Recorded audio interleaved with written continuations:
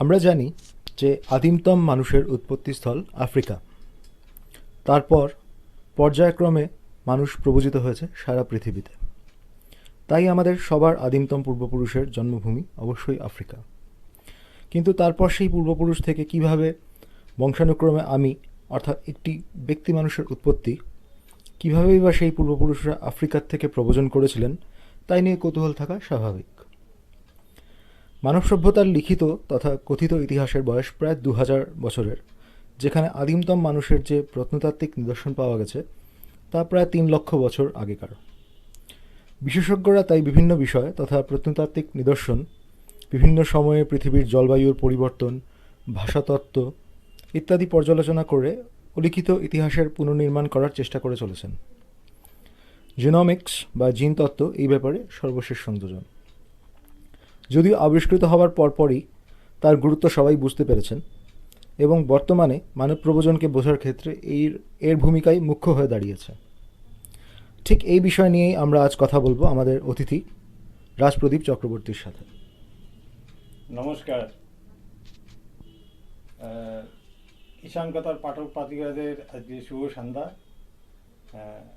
যথেষ্ট ইন্টারেস্টিং হবে বলে আশা করছি। পেশায় প্রযুক্তিবিদ রাজপ্রদীপ চক্রবর্তীর গবেষণার বিষয় prehistoric human migration based on genomics and palaeoclimatology, এবং তার কাজের মূল ক্ষেত্র human dispersal in South East Asia from Palaeolithic era to Bronze age.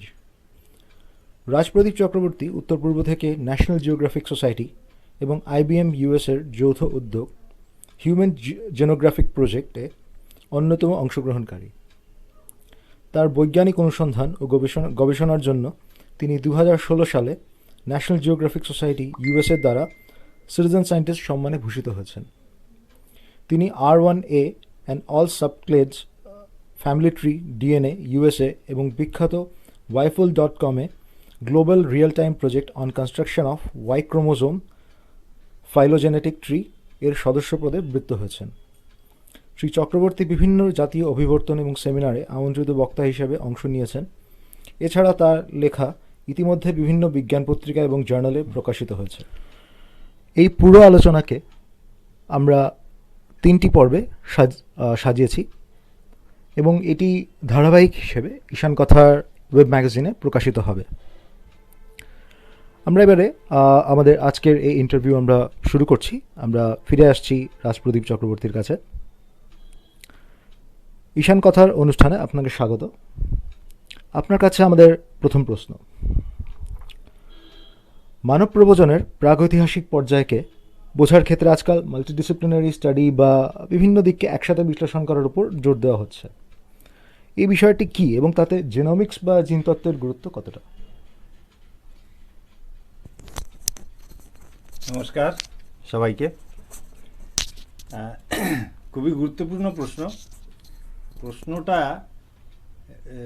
সোজাসুজিভাবেই বলা ভালো যে এটা যারা গবেষণা করবে তার জন্য সবচেয়ে কার্যকরী, মানে ওই ক্ষেত্রে এদের বেশি দরকার এবং সাধারণ মানুষের এটা জানা দরকার যে কেন মাল্টিডিসিপ্লিনারি স্টাডি আজকাল খুব বেশি হচ্ছে মানুষ জানার জন্য।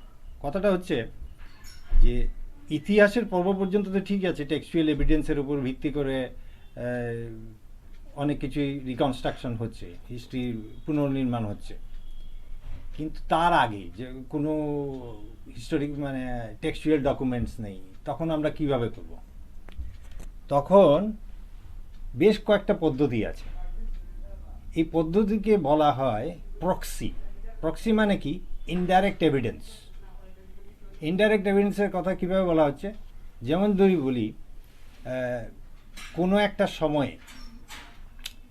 একটা সময়ে যদি প্যালিওক্লাইমেটোলজিক্যাল যেটা বা পুরনো সময়ের আবহাওয়াবিদরা যখন কথা বলা হয়, তারা যখন এই এভিডেন্সটা খোঁজেন তখন তারা বিভিন্ন ধরনের ড্রিল করেন।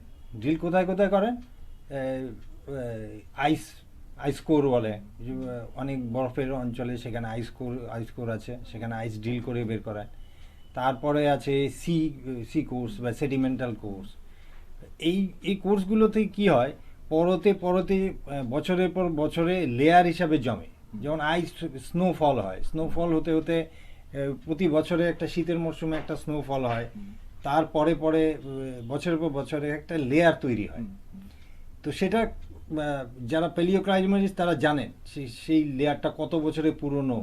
এবং তাতে কি দেখা যায়, তাতে একটা জিনিস দেখা যায় যে যখন স্নোফলটা হচ্ছে, স্নোয়ের মাঝে মাঝে টাইনি গ্যাপস, ছোট ছোট গ্যাপস থাকে। সেই গ্যাপসটা কিন্তু ওই সময়টার এয়ার, ওই সময়টার বাতাসটা ওইখানের মধ্যে মানে থেকে যাচ্ছে।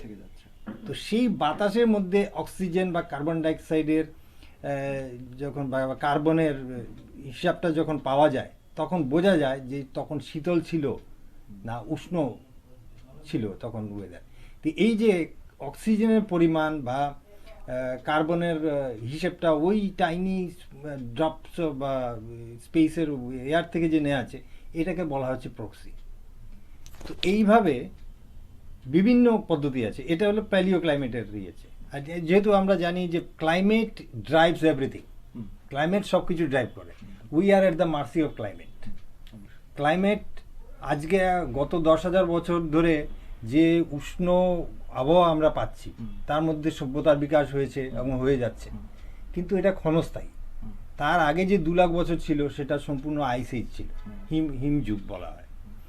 মাঝে মাঝে এই প্রতি 90,000 বছর পর পর এই ধরনের এক একটা উষ্ণ সময়কাল আসে, হ্যাঁ, ওয়ার্ম পিরিয়ড আসে, এটাকে বলা হয় ইন্টারগ্লেশিয়াল পিরিয়ড। তো এইভাবে এই স্টাডিটাও একটা মারাত্মক ভূমিকা নিচ্ছে যে ওয়েদার প্যাটার্নটা কীরকম ছিল, ক্লাইমেটটা কীরকম ছিল, তার রেকর্ডের উপর ভিত্তি করে মানুষ যদি খুব ঠান্ডা আবহাওয়ার মধ্যে দিয়ে যায়, সে তো তার খাওয়া বা তার বস্ত্রের জোগান করতে করতেই তো তার সময়টা চলে যাবে। তো সেটার একটা গুরুত্ব আছে। সঙ্গে সঙ্গে এটা হচ্ছে প্যালিও ক্লাইমেটের দিক। আরেকটা দিক হচ্ছে যে লিঙ্গুইস্টিক্স, ভাষার বিবর্তন। ভাষার বিবর্তন কীভাবে হয়েছে, তার সেন্টেন্সের গঠন কীরকম, সিনট্যাক্সটা কীরকম, সেই অনুযায়ী ভাষা পরিবার সৃষ্টি হয়েছে। এক ভাষা পরিবারের মধ্যে অজস্র ভাষা আছে। আদিম মানুষের ভাষা একরকম ছিল, সেখান থেকে বিভিন্ন রকমের পরিবর্তন এসছে। তো ভাষার বিকাশ হয়েছে তা বেশি দূর নয়, বড় জোর 10,000 11,000 বছর। তার আগে সেই ভাষাটা ছিল এক ধরনের ক্লিক সাউন্ড করে ভাষা হতো, যেটা এখনও দক্ষিণ আফ্রিকার ওই যে বুশম্যান বা যারা হান্টার গ্যাদারার, তারা ওই ল্যাঙ্গুয়েজটা ইউজ করে, ক্লিক এরকম করে একটা সাউন্ড হয়। তো প্রত্যেকটা শব্দের পেছনে এরকম একটা সাউন্ড হবে। তো এইগুলো এক ধরনের এভিডেন্স, যদিও অনেকটা পুরোটা বিজ্ঞানের দরজা পায়নি। লিঙ্গুইস্টিক্স পুরোটা বা হিস্টোরিক্যাল লিঙ্গুইস্টিক্স পুরোটা বিজ্ঞানের দরজা পায়নি, বা কিন্তু সাহায্য করছে এভাবে। নেক্সট আসছে হচ্ছে ইম্পর্টেন্ট ব্যাপার হচ্ছে প্যালিও অ্যানথ্রোপোলজি। পুরনো স্কাল, পুরনো বোনস, সেগুলো মাটি থেকে খুঁড়ে বের করে তাদের ট্যাক্সোনমিক্যাল স্টাডি বা মরফোলজিক্যাল স্টাডি মেইনলি, ওটা করে তার আকৃতি, তার ঘনত্ব, সেগুলো বিচার করে বলা হবে যে হ্যাঁ, ওটা হয়তো দেয়ার ইজ এ পসিবিলিটি যে এটা হয়তো আমাদের পূর্বপুরুষ ছিল। But it is also a type of, এটা এক ধরনের স্টাডি বা এক ধরনের ডকুমেন্টেশনের ভিত্তিতে বা এভিডেন্সের ভিত্তিতে স্টাডি। এটা হচ্ছে আরেক ধরনের। এখন এই ধরনের বিভিন্ন আছে, যেমন প্যালিও অ্যানথ্রোপোলজি বললাম, তার প্যালিও ক্লাইমেটোলজি বললাম, ইভলিউশনারি জেনেটিক্স আসছে। ইভলিউশনারি জেনেটিক্সের তার যে হিস্ট্রিতে যাওয়ার যে রেঞ্জ, সেটা in terms of millions of years. সেরকম প্যালিও ক্লাইমেটও মিলিয়নস অফ ইয়ার্স আমরা পেছনে চলে যেতে পারি। প্যালিও অ্যানথ্রোপোলজি কাছাকাছি। আমি একটা স্লাইডে পরে দেখাচ্ছি যে ব্যাপারটা কীরকম আসছে। তো এখানে আমি তো এই স্লাইডটাতে আমি পুরোপুরি দেখাবো যে এর মাহাত্ম্যটা কি, ডিসিপ্লিনারি স্টাডিটা কেন আসছে এবং তার গুরুত্বটা কোথায়। এটা একটা বলা যায় যে খুব সুন্দর রিসার্চ গাইডের উপর, রিসার্চ গাইড হিসাবে কাজ করতে পারে। এখানে কি বলা হচ্ছে, no single discipline can tell our past unbiased. এই বায়াসড জিনিসটা কিন্তু খুব গোলমেলে ব্যাপার। মানে আমি জিনিসটা কারেক্ট নাও হতে পারে। একটা ডিসিপ্লিনের উপর ভিত্তি করে আমি যদি হিস্ট্রির কথা চিন্তা করি তাহলে সেটা বায়াসড হওয়ার সম্ভাবনা অনেক বেশি। তো understanding chronology of allows comparison of evidence from different scientific approaches, এই যে বিভিন্ন সাইন্টিফিক অ্যাপ্রোচ গুলো আছে, যেমন ইভলিউশনারি জেনেটিক্স, এখানে কথা বলা হচ্ছে ইভলিউশনারি জেনেটিক্স, প্যালিওক্লাইমেটোলজি, প্যালিওঅ্যানথ্রোপোলজি, প্যালিওন্টোলজি হচ্ছে সব জীবের জীবাশ্ম স্টাডি করা, আর প্যালিওঅ্যানথ্রোপোলজি শুধু মানুষের, পুরনো মানুষের আলোচনা করা। Archaeology is also very important factor, কারণ আর্কিওলজি কি কি নিয়ে স্টাডি করে? আর্কিওলজি সেই জিনিসটা নিয়ে স্টাডি করে যা মানুষ বানিয়েছিল বা মানুষ ব্যবহার করেছিল। তো এর বয়সের টাইম ডেপথ আমরা কত পাচ্ছি? 1 million years archaeology. Historical linguistics ওই যে 10,000 বছর, ঠিক আছে। History about 2000 years. তো এখন আর্কিওলজি 1 মিলিয়ন, প্যালিওন্টোলজি 1000 মিলিয়ন, মানে 1 বিলিয়ন ইয়ার্স।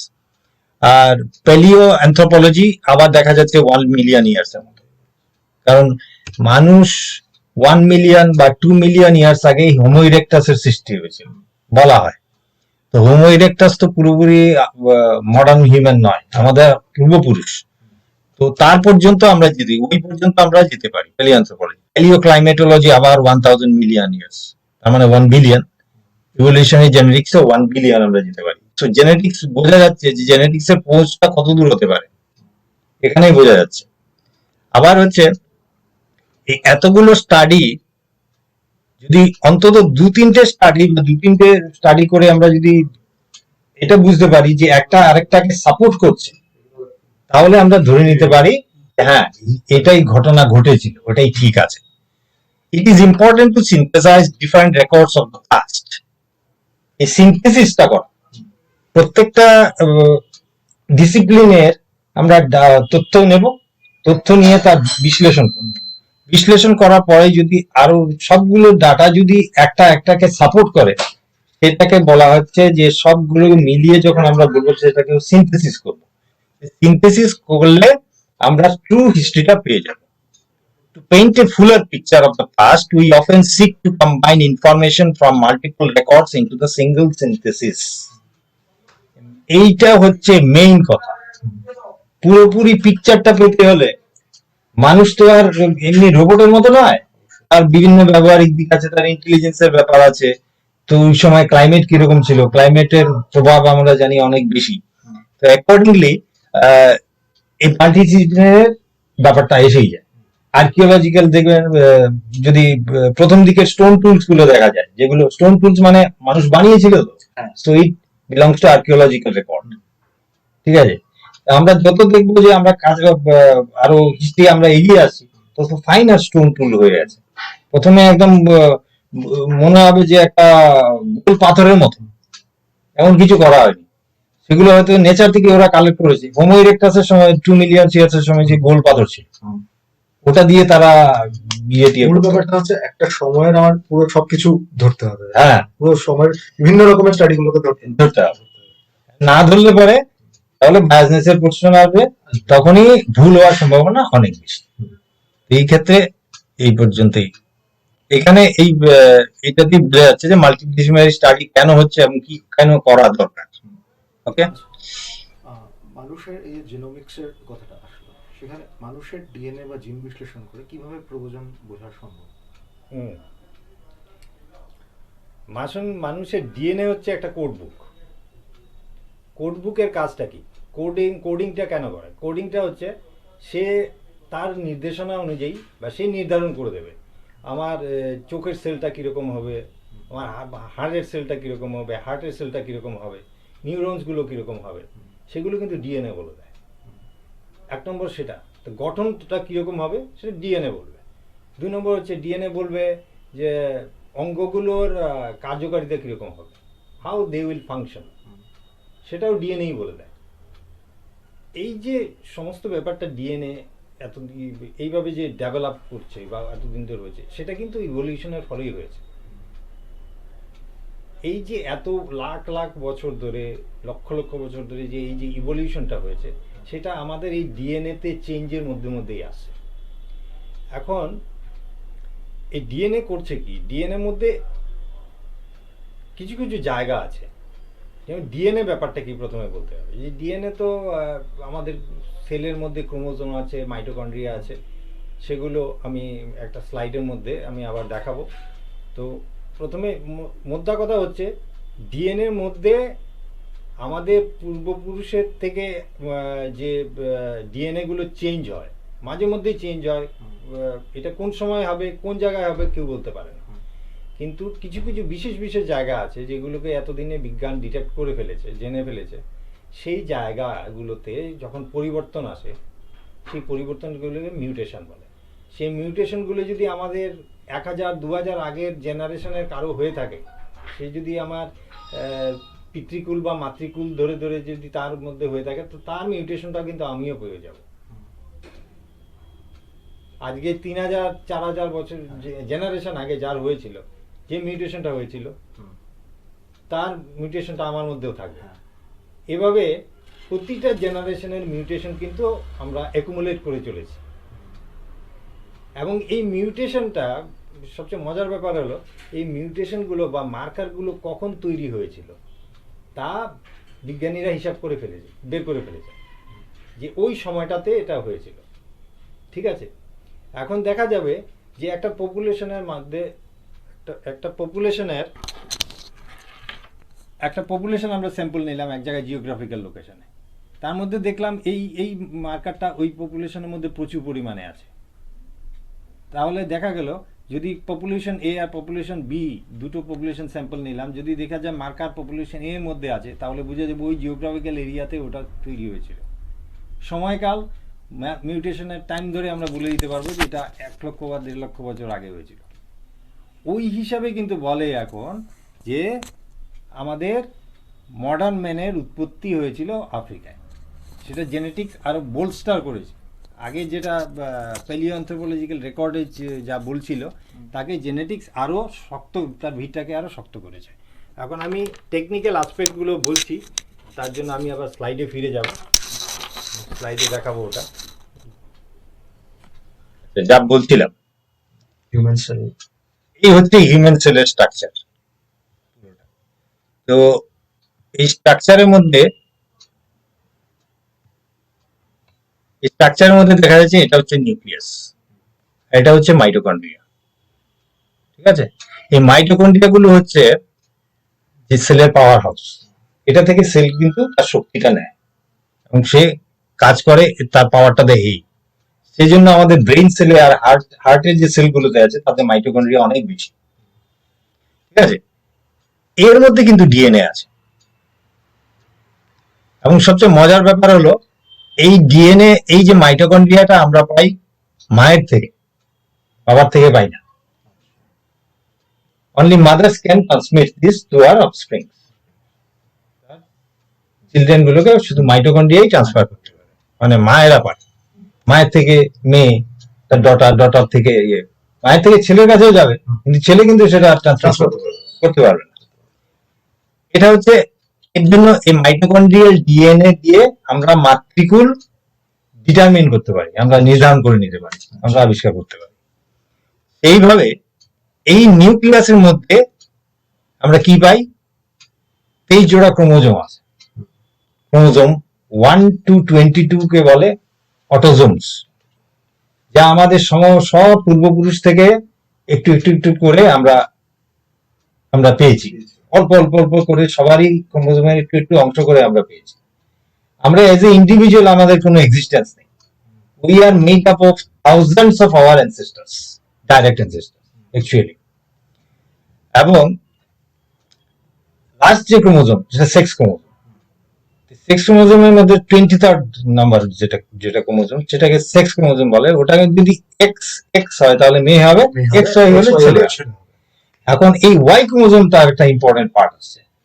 ওয়াই ক্রোমোজোমটা কি বলছে যে এটা শুধু বাবার থেকে ছেলের থেকে ছেলের কাছে যাবে, ওটা মেয়ের কাছে যাবে না।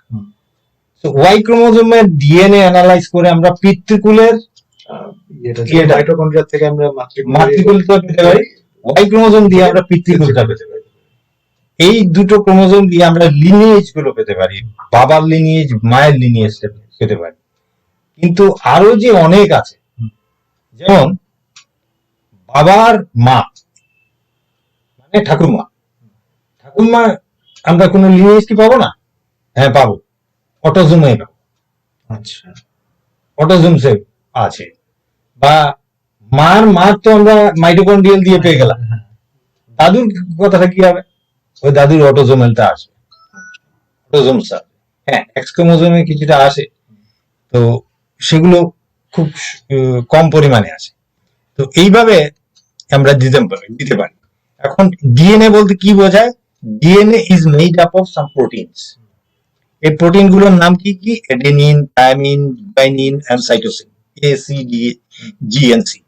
এই লেটার গুলো মনে রাখলেই চলবে, এত আর ইয়ে করা দরকার নেই। এই লেটার গুলো দিয়েই আমাদের ডিএনএ গুলো বানানো। ডিএনএ স্ট্রাকচারটা কিরকম? এই যে পেঁচানো মইয়ের মতো এটা স্ট্রাকচার। আর হ্যাঁ, এগুলো হচ্ছে এইভাবে, একদিকে এটা থাকে, একদিকে আরেকটা থাকে, নিউক্লিয়ার। হ্যাঁ, এইভাবে এই জিনিসগুলো বানানো থাকে। এবং পরবর্তীকালে আমরা দেখবো যে এখানে অনেক সময় এই যে এই লোকেশনটাতে অনেক সময় যদি টি এর জায়গায় সি বসে যায়, সেটা যদি মার্কার হয় তাহলে এটা মিউটেশন হয়ে গেল। কোন এক জেনারেশনের মধ্যে এটা যদি হয়ে যায় তাহলে you will transfer it to চলতে থাকবে।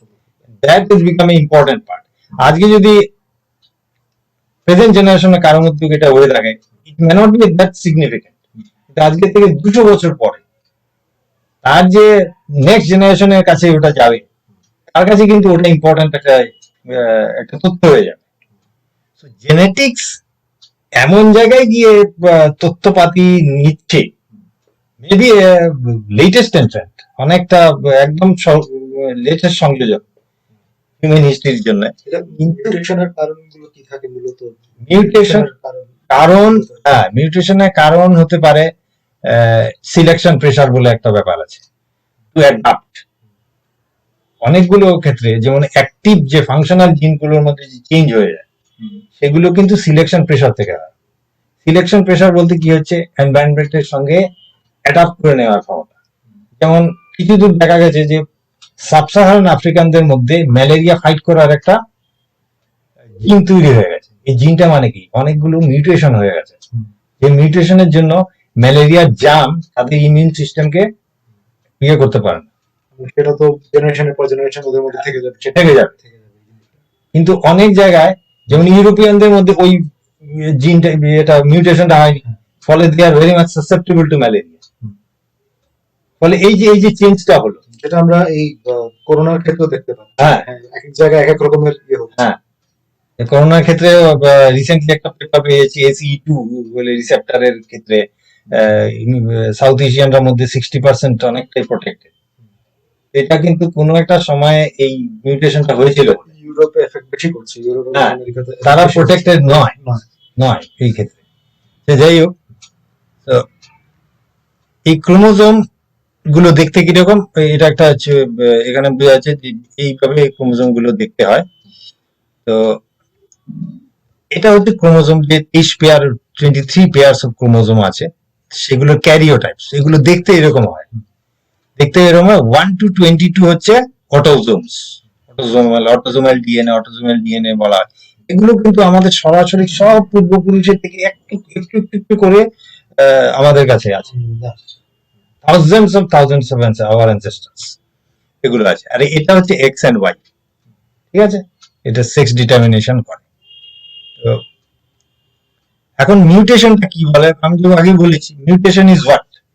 মিউটেশন হচ্ছে গুলো হয়ে যায়। যেমন আমি একটা বড় বই নিলাম, মনে করলাম যে টলস্টয়ের ওয়ার এন্ড পিস, বেশ বড় বই। এটা আমি কপি করলাম, চেক করলাম, রিসিভ করলাম, অনেকবার 5-7 বার চেক করলাম, তারপরে হয়তো দেখা যাবে অনেক জায়গায় ভুলটা রয়ে গেছে। This are call টাইপোস।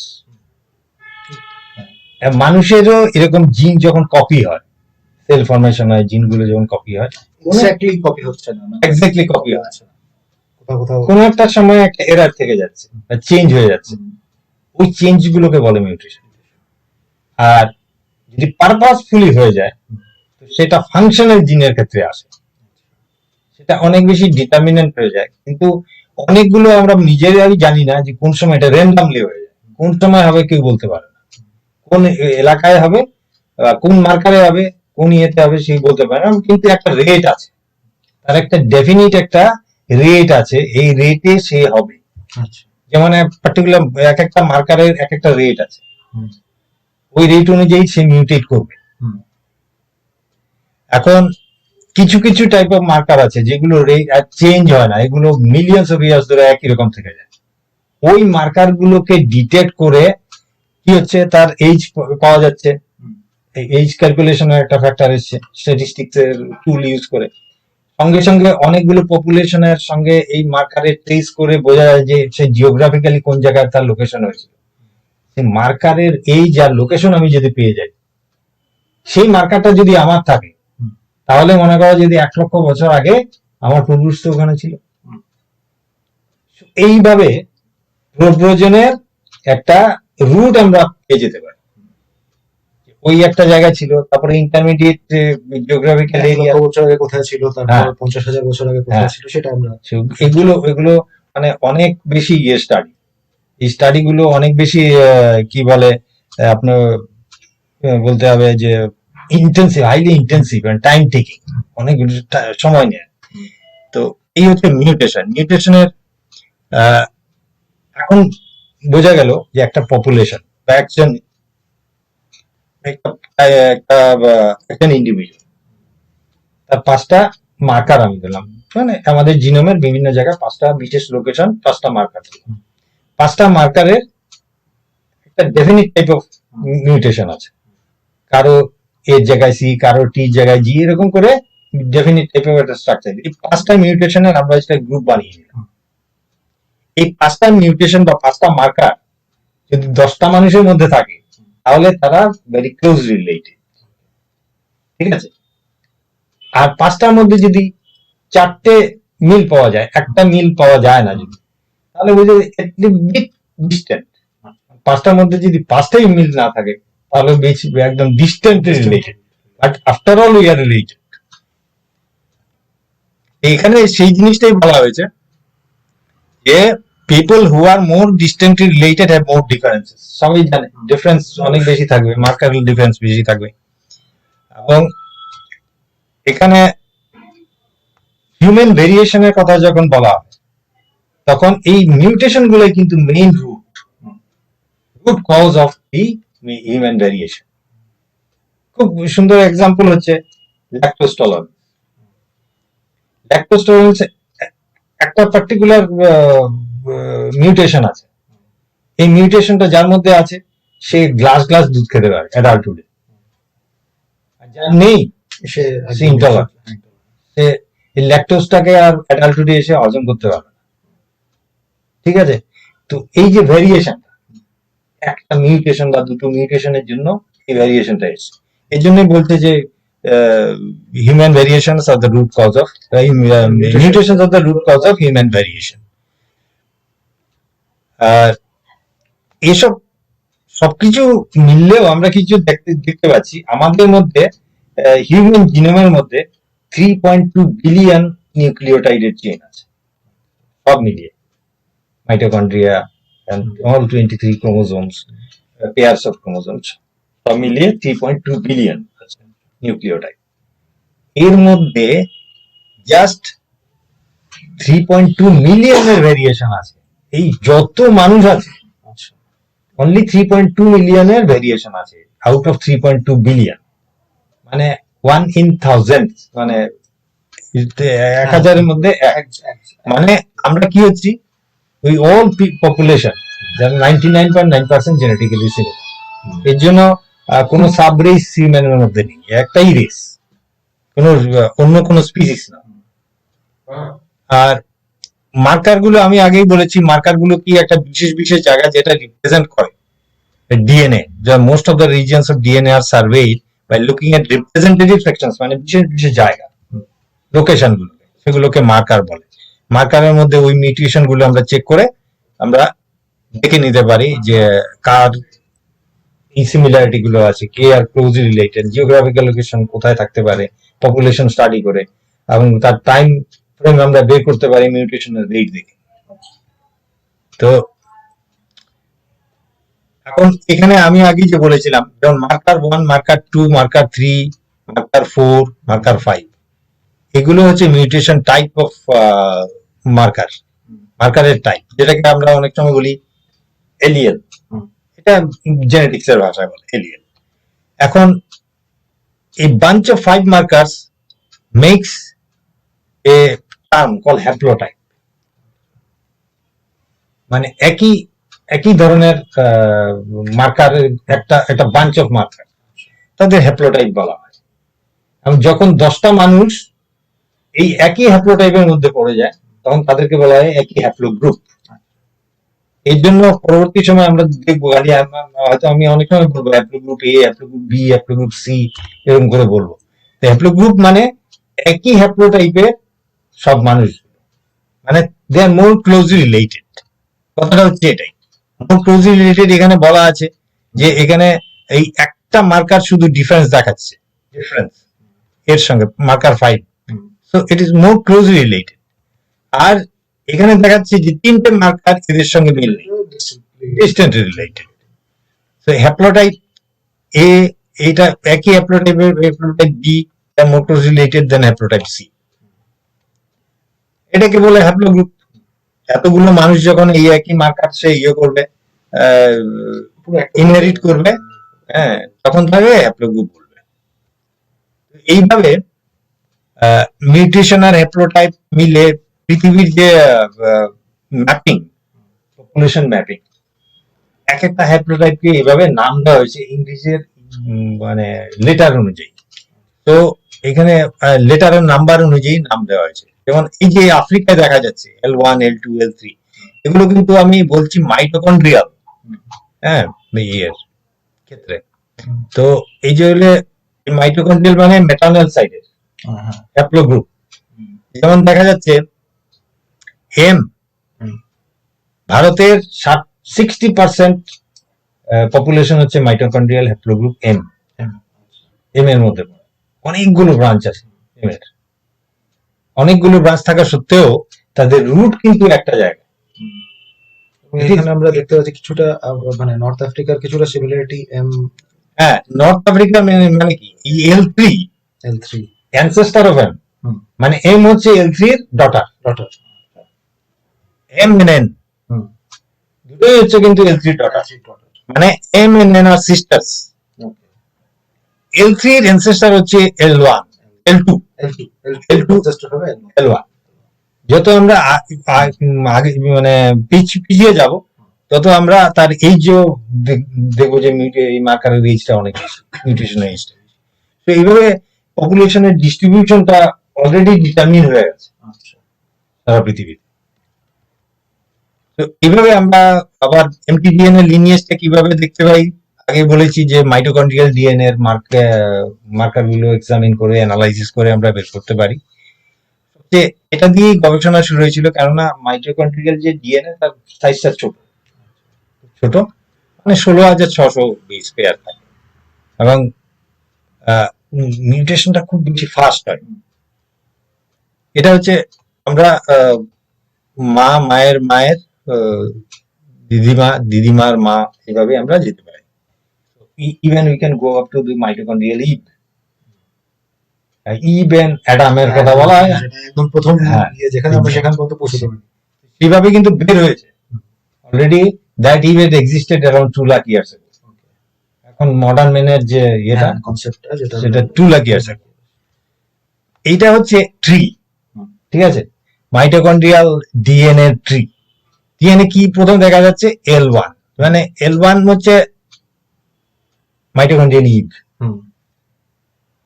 হয়তো তার অনেক বোনের আছে, কিন্তু এই বোনেরা কিন্তু আর তাদের অফস্প্রিং এ সেটা ট্রান্সমিট করতে পারেনি, আইদার দে ডাইড অর অনেক কিছু হতে পারে। অনলি L1 এটা সফল হয়েছিল, তার অনেক অফস্প্রিং গুলো বেঁচে গেছিল, তার ডটাররা বেঁচে গেছিল। এইভাবে বাকি লিনিয়েজ গুলো এসছে, L2, L3, L4, L5, L6, তারপরে এসছে এম আর এন। এই এম আর এন মূলত আমাদের ইন্ডিয়াতে অনেক বেশি, MNR। এম যদি 60% হয় তো আর আরো 20%, 30%। আর এসছে এম থেকে এসছে। এন থেকে এসছে, এন এর ডটার হচ্ছে, আর 30% আছে ইন্ডিয়াতে, আর এম আছে 60%। আর বাকি যেমন ইয়ে আছে, যেমন ডব্লিউ, এখানে এইচবি এগুলো ইউরোপের, এগুলো মূলত ইউরোপের। আর ইউ ইউ আর ডব্লিউ বলে এখানে দেখা যাচ্ছে না, যে ইউ ইউ কে একদম বোধহয় ডান দিকে এখানে হতে পারে, তো এখানে ডব্লিউ আসতে পারে।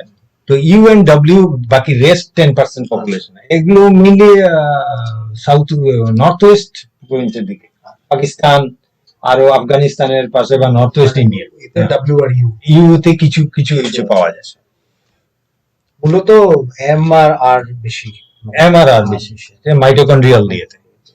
তো দে আর ক্লোজলি রিলেটেড। আমাদের ইন্ডিয়াতে যেটুকু আমরা সিমিলারিটি, জেনেটিক সিমিলারিটি পাই, just due to the commonness of maternal lineage. Paternal lineage সম্পূর্ণ ভিন্ন, দেখা যাবে অনেকগুলো প্যাটার্নাল লিনিয়েজ আছে। এটাতে দেখাচ্ছে যে root of the different mitochondrial haplogroups, বিভিন্ন মাইটোকন্ড্রিয়াল কিভাবে প্রব্রজন করেছিল সারা পৃথিবীতে, তার একটা টাইম লাইন এবং তার রুটটা এখানে দেখানো হয়েছে। এটা প্রায় 4 লাখ 4.5 লাখ মানুষের ডিএনএ ডাটা কালেকশন করে এই কোম্পানি, এই কোম্পানিটা করে ডাটাবেস বানিয়ে তারা এটা স্ট্যাটিস্টিক্যালি ডিটারমিন করে নিয়েছে। এখানে কিছুটা ইচ ফ্যাক্টর দেয়া আছে। তো দিস আর দ্য রুট। এভাবে জেনেটিক্স কিভাবে রুট ডিটারমিনেশন করলো, কবে থেকে করলো, এটা মোটামুটি একটা ফাইন টিউন এখনো হয়নি, কারণ ফাইন টিউন সব জায়গায় একই রকম ভাবে রিপ্রেজেন্টেশন হচ্ছে না। নেক্সট হচ্ছে ওয়াইডিএনএ লিনিয়েজ। ওয়াইডিএনএ লিনিয়েজ কিভাবে আসে? ওয়াই ক্রোমোজোমে পাওয়া যায় ওয়াইডিএনএ। ওয়াইডিএনএ লিনিয়েজে 59 মিলিয়ন বেস পেয়ার আছে, মানে প্রায় 6 কোটি। 6 কোটি। আর মাইটোকন্ড্রিয়া যাচ্ছে মাত্র 16,000। ওই 16,000 কোটি 6 কোটি। 6 কোটি নিউক্লিওটাইডের মধ্যে সব করা যায় না এখনো পর্যন্ত। 6 কোটি লিনিয়েজ দিয়ে করা মানে অনেক, হ্যাঁ, ওটা পুরোটা ইয়ে করা, সিকোয়েন্স করা, এটা বহুত ঝামেলা আছে। বাট এটলিস্ট 10 লক্ষ, 12 লক্ষ, 15 লক্ষ পর্যন্ত হয়ে গেছে, করা হয়ে গেছে। এবং তার থেকে যে ট্রিটা বানানো হয়েছে সেটা অনেক ফাইন টিউন ট্রি আছে। আমি একটু কোর্স ট্রিটা দেখাচ্ছি। এটা হচ্ছে ওয়াই ক্রোমোজোমের ট্রি। এটা হচ্ছে যদি অ্যাডাম হয় তাহলে তার বিভিন্ন বংশানুক্রমিক ভাবে যে ইয়েগুলো আসছে। ইন্ডিয়াতে অনেকগুলো ইয়ে আছে, এই গ্রুপটা আছে, R1A টা আছে। R1A is very famous. আমরা পরবর্তী সময় দেখবো R1 নিয়ে বিতর্ক সবচেয়ে বেশি, কারণ এটার সঙ্গে ইন্দো ইউরোপিয়ান বা আরিয়ানদের সম্পর্ক অনেক বেশি। তার সঙ্গে সঙ্গে এই গ্রুপও আছে, জে আছে, এইচ আছে। ইন্ডিয়াতে এগুলো ডমিনেন্ট ফ্যাক্টর আছে। এটা হচ্ছে ওয়াইডিএনএ হ্যাপ্লোগ্রুপের প্রব্রজনের ইয়েটা, পাথটা কিভাবে ছিল। দেখা যাচ্ছে এরাই প্রথম ভারতে এসেছিল, হ্যাপ্লোগ্রুপ সি,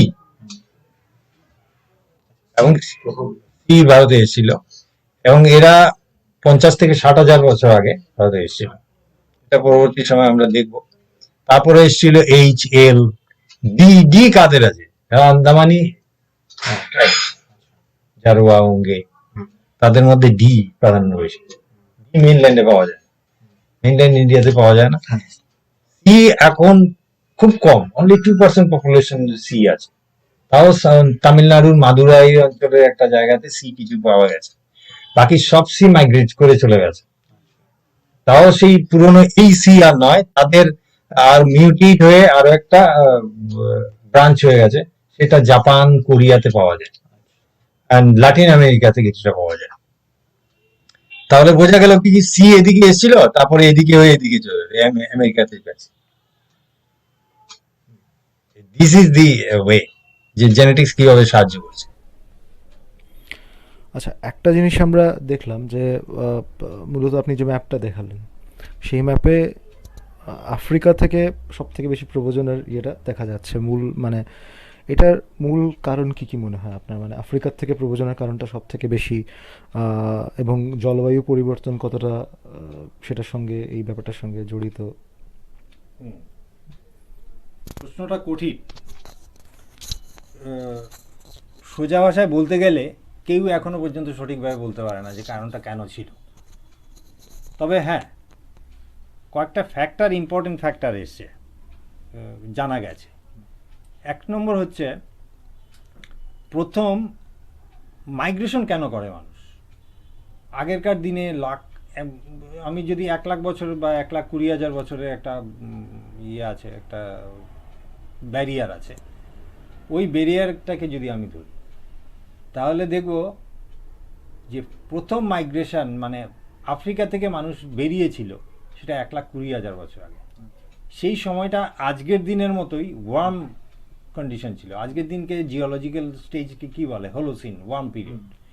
তো সেই সময়টাতে ওই ইন্টারগ্লেশিয়াল ওয়ার্ম পিরিয়ড ছিল, চলছিল।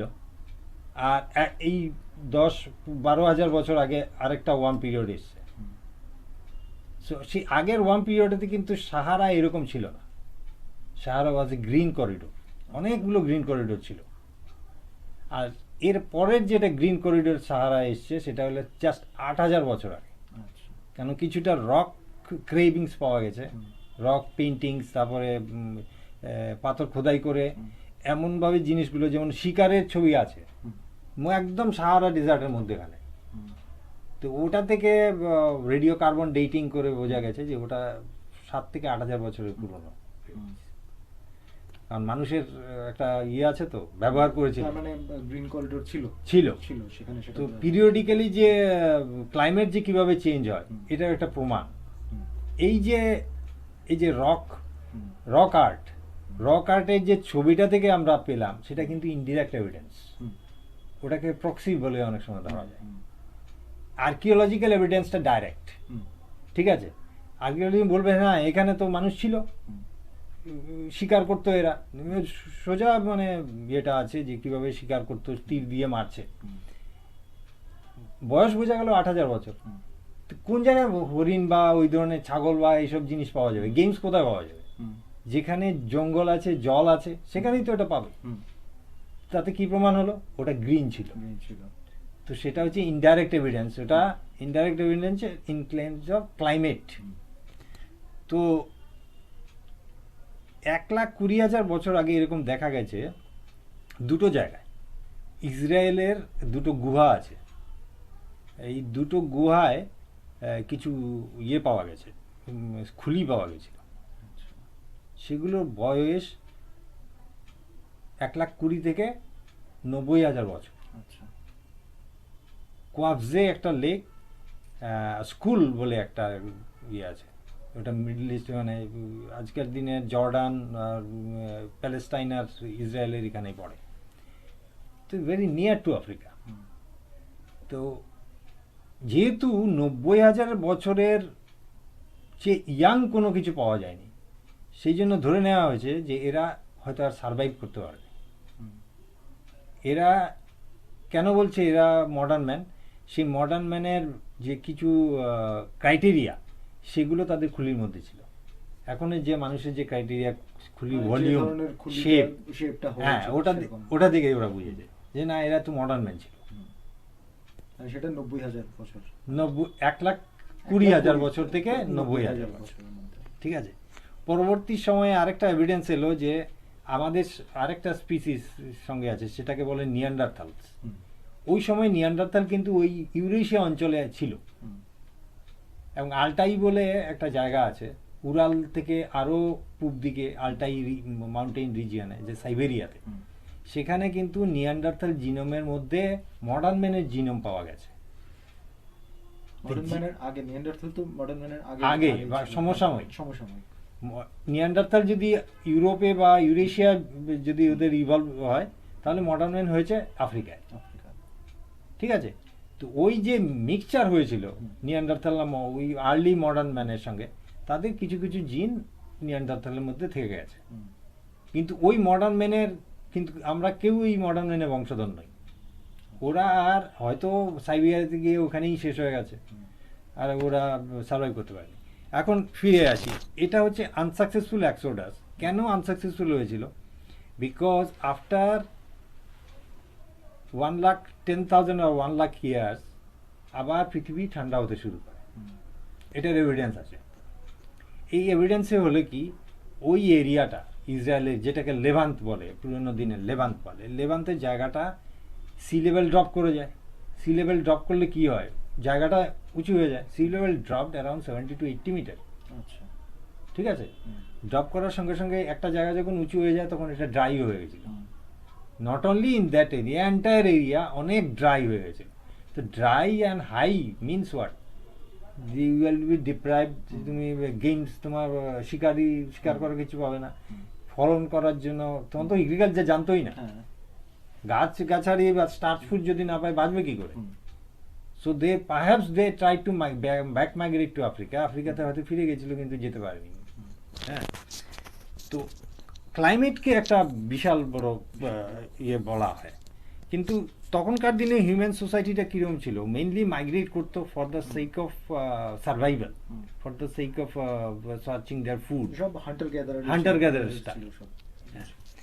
একটা এভিডেন্স আছে যে 1,00,000 বছর আগে মানুষেরা, মডার্ন হিউম্যানস, তারা কিন্তু আর ইনল্যান্ড গেমসের দিকে না গিয়ে তারা কোস্টাল সাইডে চলে আসে। তো কোস্টাল সাইডে কী করে চলে আসে? এই যে শেলফিশগুলো ওরা কাঁচা কাঁচা শেলফিশগুলো, মিডেন্সগুলো ভেঙে তারপরে শেলফিশগুলো কাঁচা কাঁচা খেয়ে ফেলত। দ্যাট দে গিভ দ্যাম মানে ট্রিমেন্ডাস নিউট্রিশনস। একটা ইয়ে পাওয়া গেছে যে ব্রেইনের বিকাশ নাকি তখন থেকে অনেকটা বেড়ে যায় 1,00,000 বছর আগের থেকে, ওই শেলফিশের কনজিউম করার জন্য। এবং শেলফিশ কোথায় পাওয়া যায়? সাগরের তটে পাওয়া যাবে। এটার জিওলজিক্যাল এভিডেন্স আছে।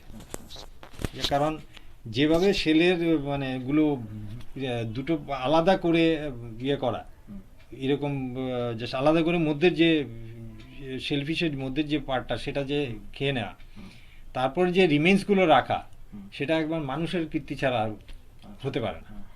এটা ন্যাচারালি হবে না, এটা মানুষই করেছে। তো বোঝা যায় যে এইভাবে একটা পরিবর্তন এসেছিল তাদের খাওয়ার মধ্যে।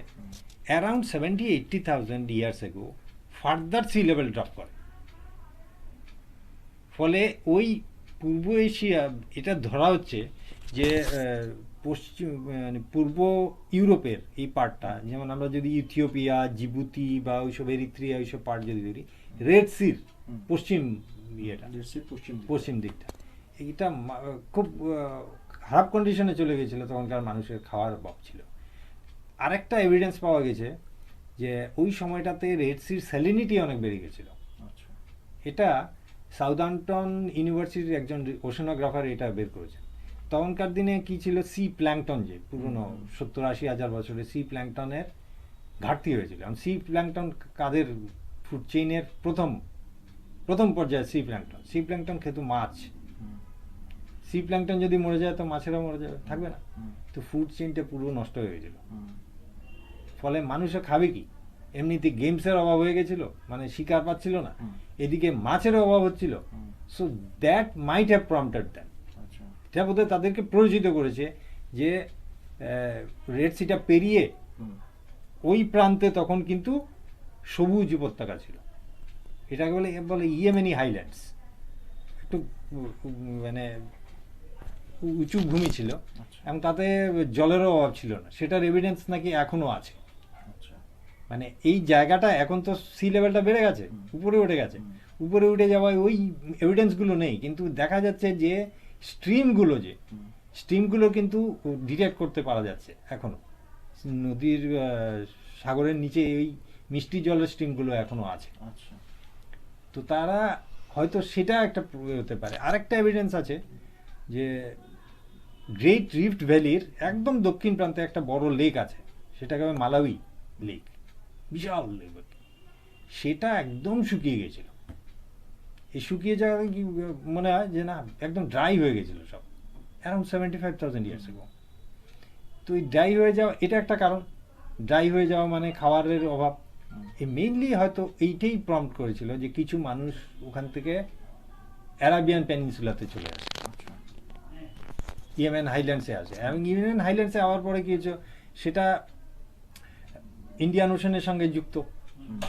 সেখানে তাদের এটা বলে আপওয়েলিং অক্সিজেনেটেড ওয়াটার, মানে এই ওয়াটারে থাকলে মাছ থাকবে, খাবারের অভাবে না, স্ট্রিমের অভাব নেই, ফলে they could at least survive and thrive, যেটাকে বলে, সেটা হয়তো করতে পেরেছিল। সেটাই এখনো পর্যন্ত সবচেয়ে বেশি প্রবেবল বলে মনে হয় সবার। কিন্তু এক্স্যাক্টলি কোন কারণে হয়েছিল সেটা বলা হয়তো সম্ভব নয়, আরও অনেক গবেষণার প্রয়োজন আছে।